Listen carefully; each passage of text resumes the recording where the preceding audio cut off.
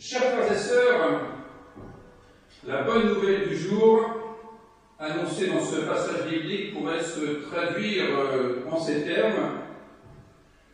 Nous allons pouvoir résorber une partie du déficit de l'assurance maladie.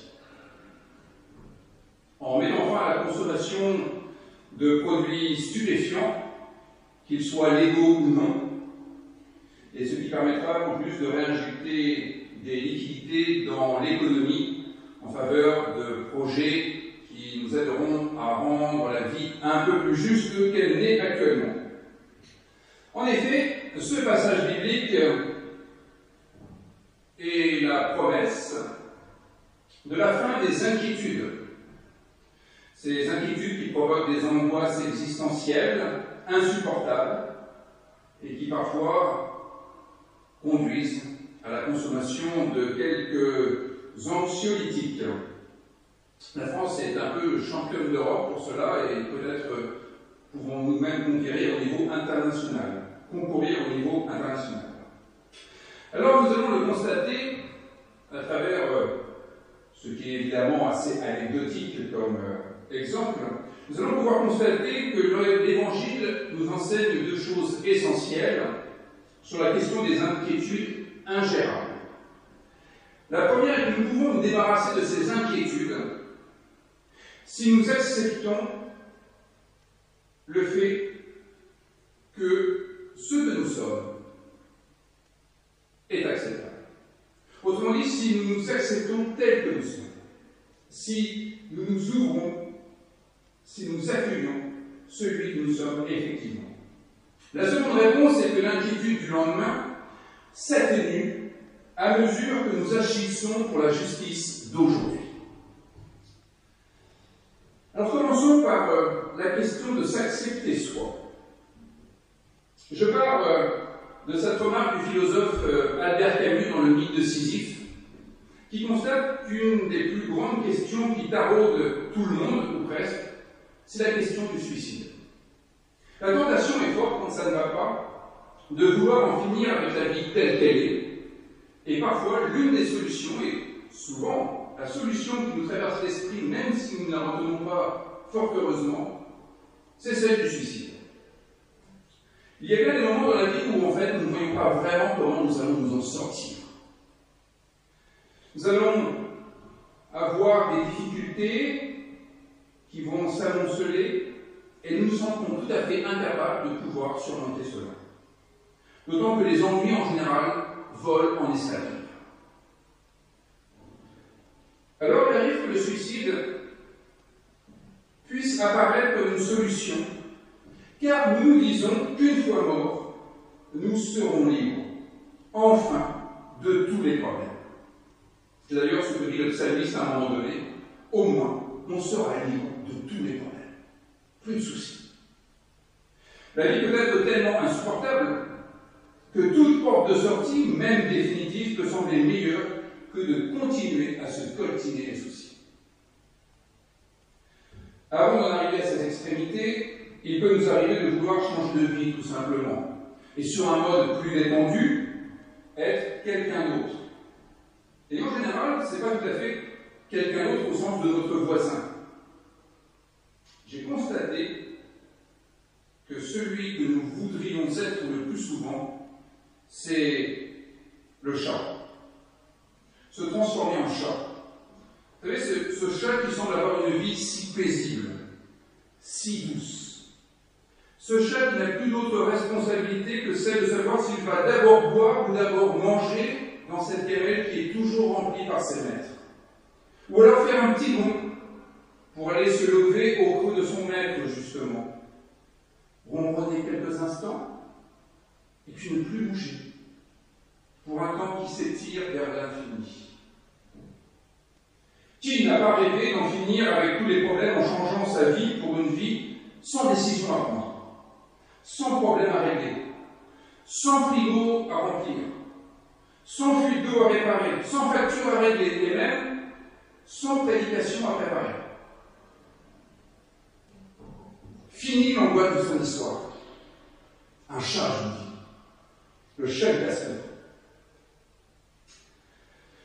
Il semble que Jésus aille un peu dans ce sens quand il dit à ses interlocuteurs de regarder les oiseaux du ciel et les lys des champs.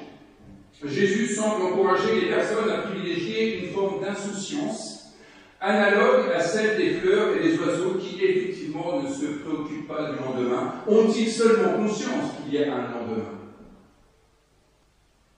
Le risque serait d'interpréter cette analogie dans le sens d'une religion qui prétendrait que Dieu donne tout ce dont nous avons besoin et qu'il n'est donc plus rien à faire et que l'on pourrait effectivement être tranquille. Il n'y aurait plus qu'à se laisser porter. Ce serait une interprétation qui irait dans le sens du quiétisme. Pourquoi s'inquiéter puisque Dieu peut tout? Ah non. Dieu ne permettra pas que vous mouriez de faim ou que vous souffriez de froid. Sauf qu'à bien y regarder, Dieu n'a pas pu empêcher Jésus de mourir, comme en vérité il n'empêche pas les accidents de voiture, ni le chômage, ni les overdoses. Par conséquent, asséner de but en blanc à quelqu'un qui ne va pas bien, quiconque demande reçoit, celui qui cherche trouve, peut être un bon moyen de culpabiliser ceux qui manquent de l'essentiel et qui ont beau chercher un sens à leur vie ou chercher du travail et qui n'en trouvent pas.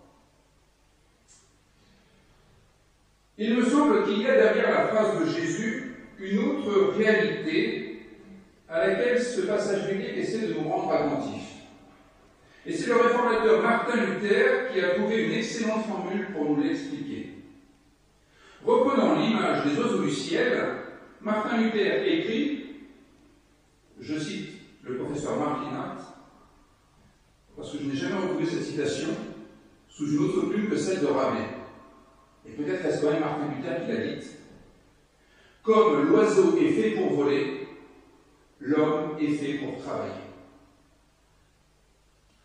Alors, vous allez me dire, bien sûr, cela nourrit la thèse de Max Weber sur l'éthique protestante et le capitalisme, le goût du travail pour les protestants, etc. Ce n'est pas là-dessus que Martin Luther veut nous emmener. Sans vouloir faire du travail le point central de la vie humaine, ce qui est intéressant, c'est de prendre conscience que ce passage biblique pourrait nous dire assez simplement que l'oiseau fait son travail d'oiseau, le lys fait son travail de lys, et par conséquent, à l'homme de faire son travail d'homme. L'œuvre. Pour Martin Luther, il s'agit d'accomplir l'œuvre à laquelle nous sommes appelés. Pas le travail qui nous permet d'obtenir un salaire. Pas Werk, mais Beruf.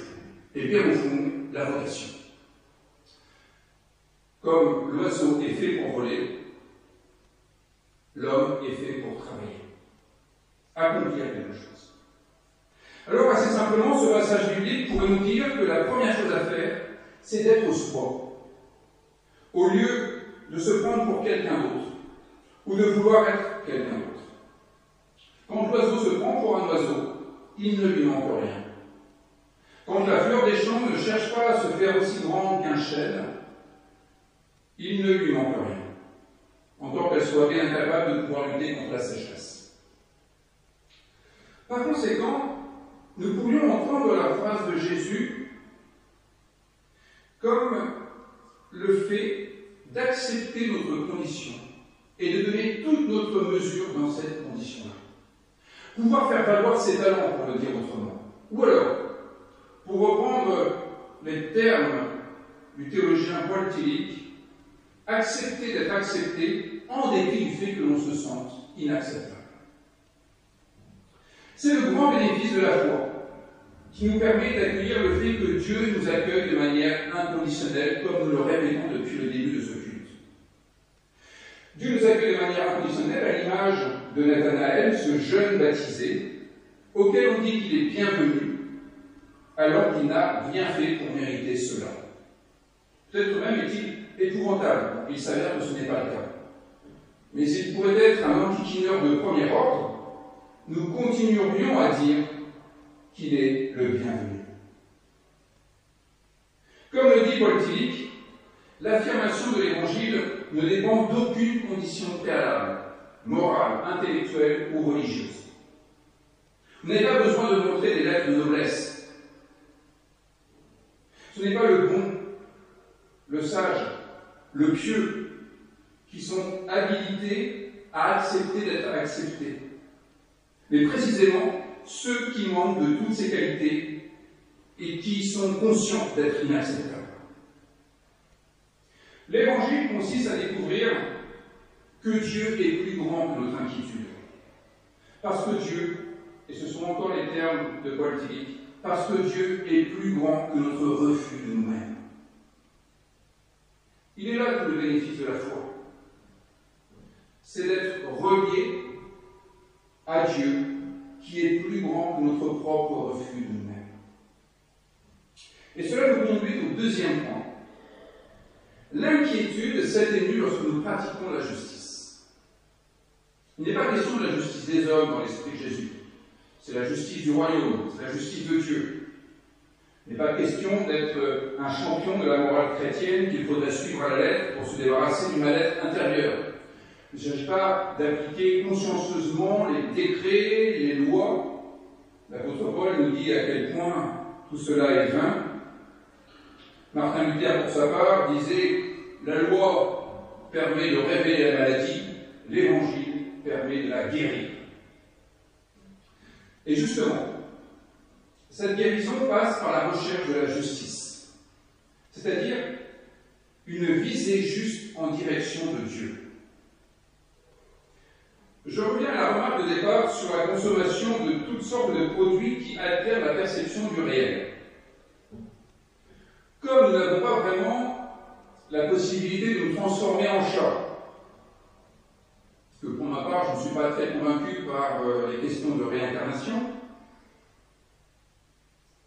il arrive qu'on en vienne à se jeter sur des produits qui nous permettront d'accéder à d'autres types de royaumes, qui pourraient nous donner le sentiment artificiel d'être des paradis.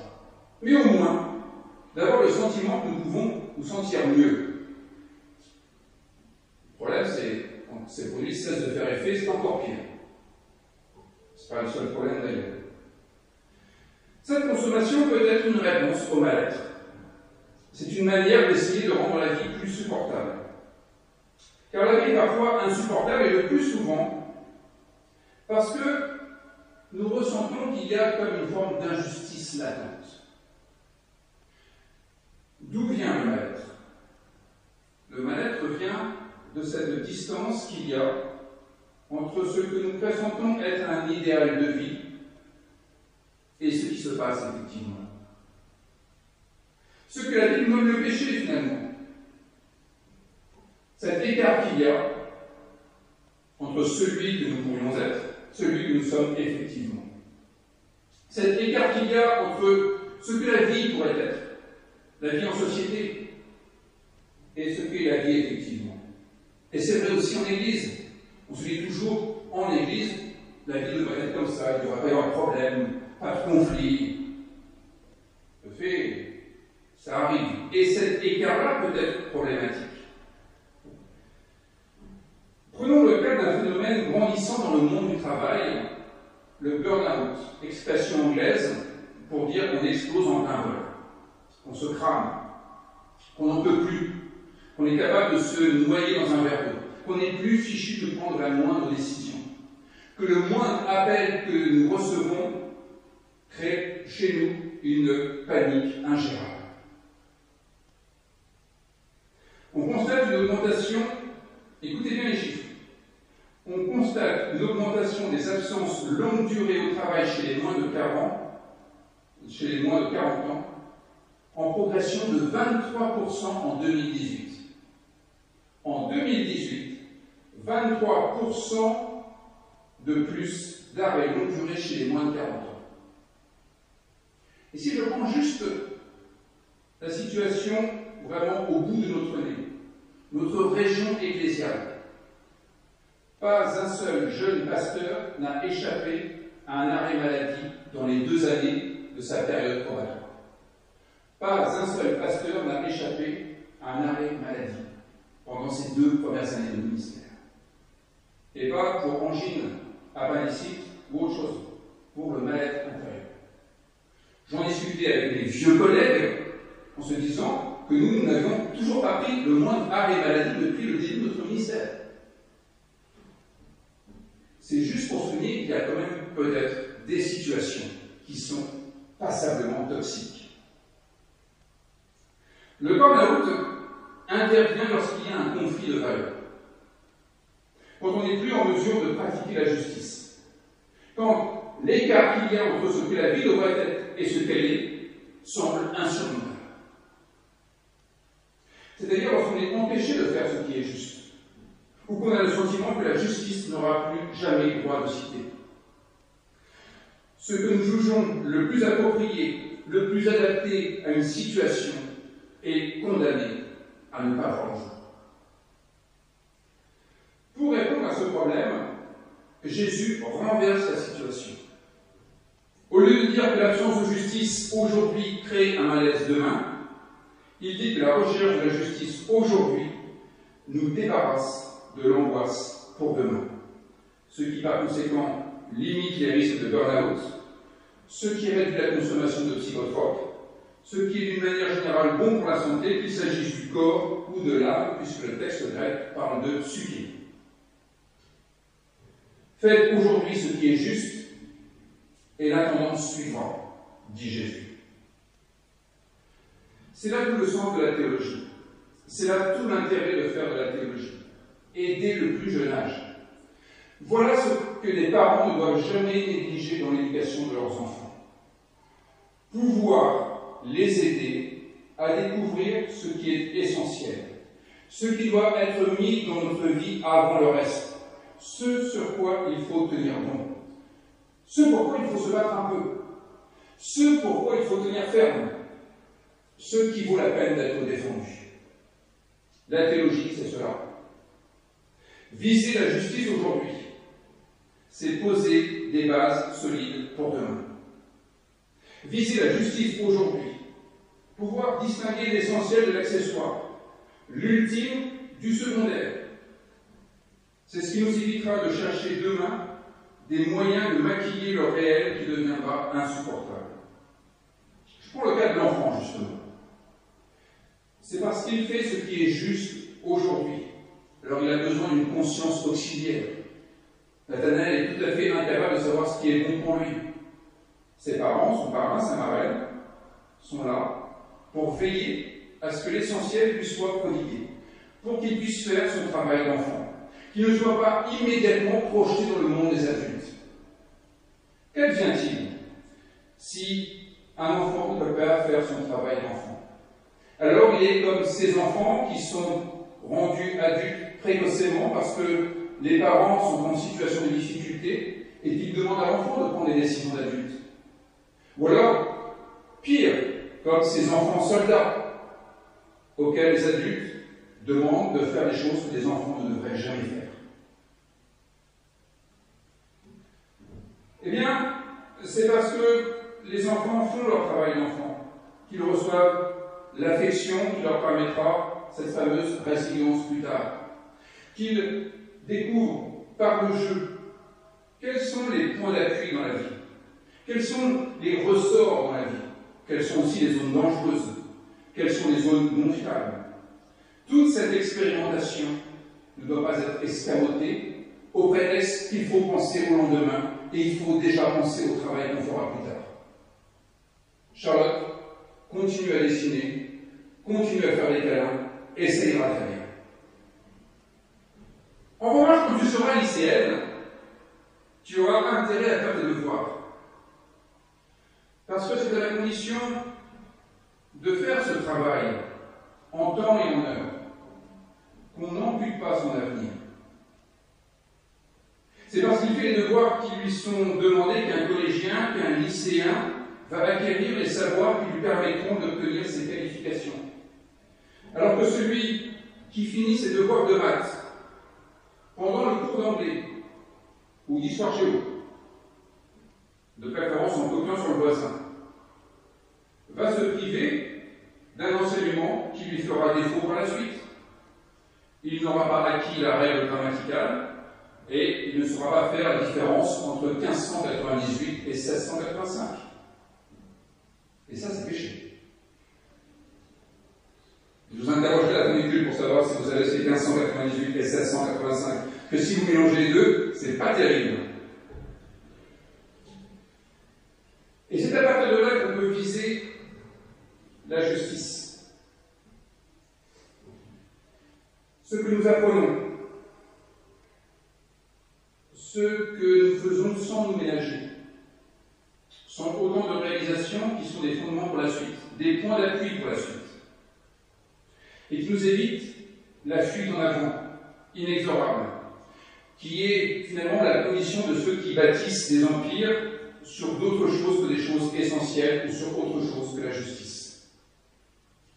Pensons par exemple aux fameuses affaires financières causées par les systèmes de vente pyramidale. Ça n'arrive pas qu'aux États-Unis. En 2017, le tribunal de Montpellier jugeait une telle affaire. On demande à quelqu'un de verser 5 000 € sur un compte en lui promettant une rémunération à, disons, 40%. La seule condition, c'est qu'ils doivent trouver d'autres personnes qui vont aussi cotiser et apporter 5 000 € et ainsi de suite. Bien sûr, la rémunération n'existe pas, c'est pas possible de rémunérer à 40%. C'est une arnaque. Et la seule façon pour que l'arnaque ne soit pas découverte, c'est de trouver toujours de nouveaux arnaqués. Le seul problème, c'est que ça finit forcément mal, parce qu'au bout de la 14e fois, il faudrait plus de personnes que la population mondiale. C'est la suite de Ponzi.